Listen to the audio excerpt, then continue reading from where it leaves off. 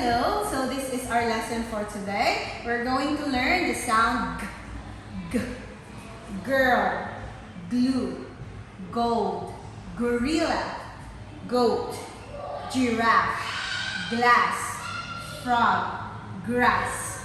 Okay, let's have this one. What is it? It's a girl. It's a glue. It's a gold.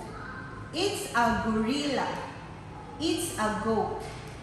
It's a giraffe. It's a glass. It's a frog. It's a grass.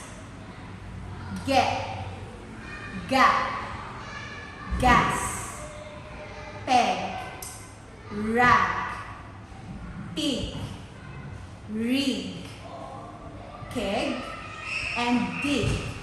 Okay, let's go to the reading. Short sentences.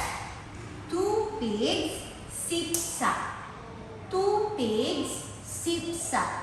Nick is a big pig. Nick is a big pig. Goodbye.